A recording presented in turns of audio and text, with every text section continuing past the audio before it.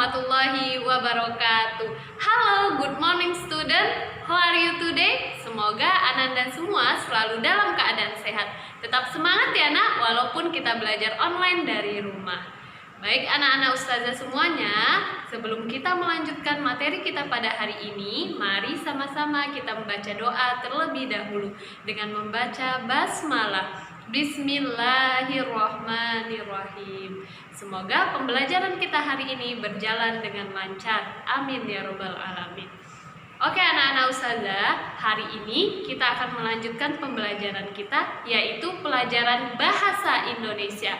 Yang mana materi pada hari ini adalah tentang menulis ringkasan. Nah, silakan Ananda semua menyaksikan video berikut ini. Baik anak-anak ustazah semuanya, sebelum kita belajar, kita harus tahu tujuan pembelajaran kita itu apa. Jadi, tujuan pembelajaran kita adalah yang pertama, siswa dapat mengetahui langkah-langkah membuat ringkasan.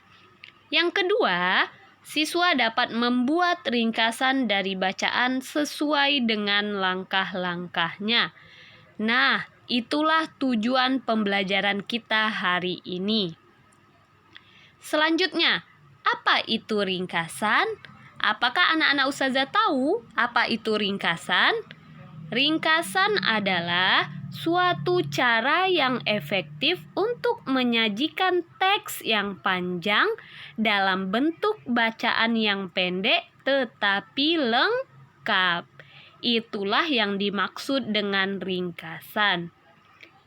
Sekarang, bagaimana cara membuat ringkasan? Kita harus tahu cara membuat ringkasan itu seperti apa. Perhatikan, ini langkah-langkah dalam membuat ringkasan. Yang pertama, membaca teks asli.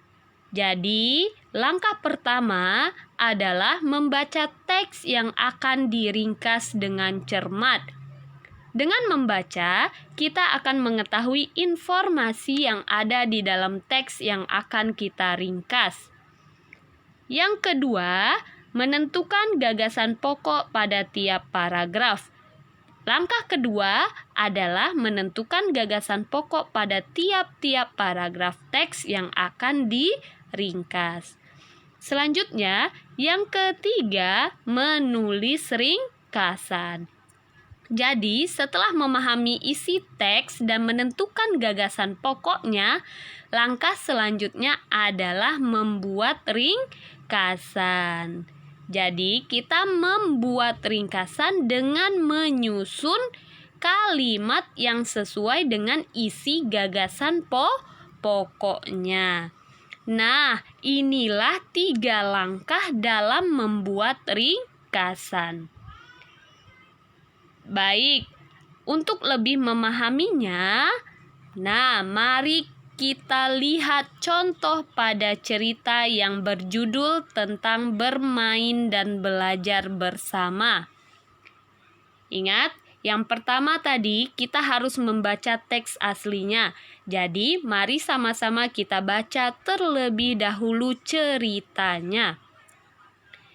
Bella, Lucy, Edo, Udin, dan Putu sedang bermain bersama.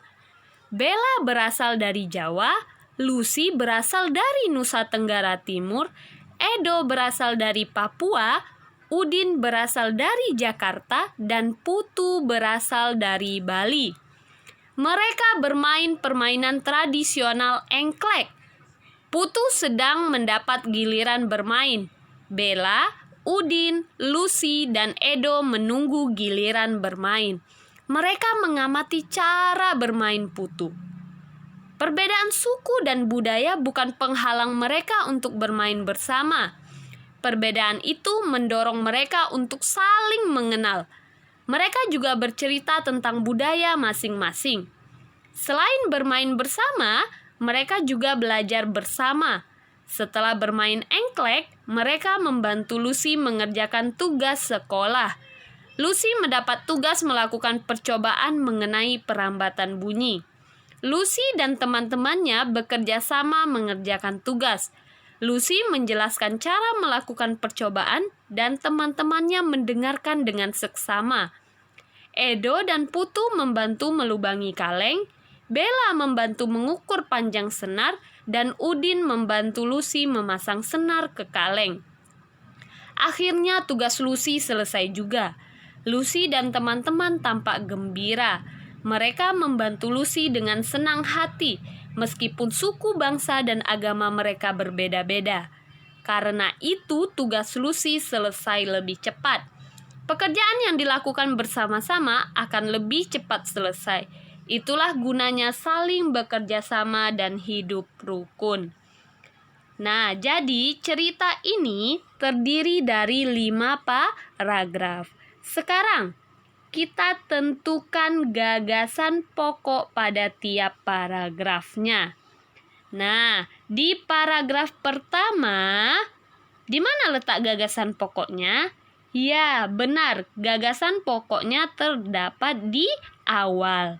Bella, Lucy, Edo, Udin, dan Putu sedang bermain bersama. Selanjutnya, paragraf yang kedua. Di mana letak gagasan pokoknya?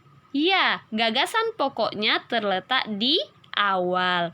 Perbedaan suku dan budaya bukan penghalang mereka untuk bermain bersama. Yang paragraf ketiga. Di mana letak gagasan pokoknya? Ya, juga terletak di awal.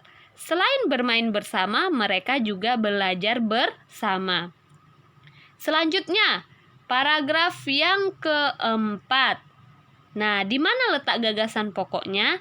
Ya, gagasan pokoknya juga terdapat di awal.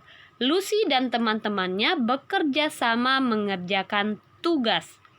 Sekarang, paragraf yang terakhir. Di mana letak gagasan pokoknya? Gagasan pokoknya terdapat di awal dan di akhir. Jadi, gagasan pokoknya yaitu akhirnya tugas Lucy selesai juga. Itulah gunanya saling bekerja sama dan hidup rukun. Nah, kita sudah mendapatkan gagasan pokok pada tiap paragraf. Sekarang, Ustazah sudah kelompokkan di sini masing-masing paragraf dan gagasan pokoknya.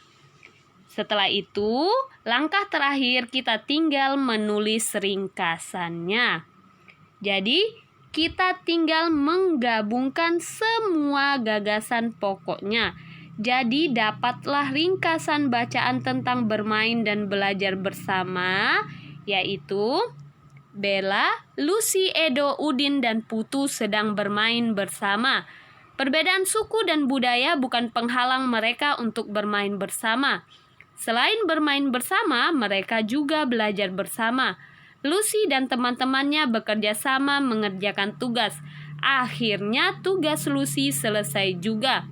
Itulah gunanya saling bekerja sama dan hidup rukun. Itulah ringkasan dari cerita yang kita baca tadi.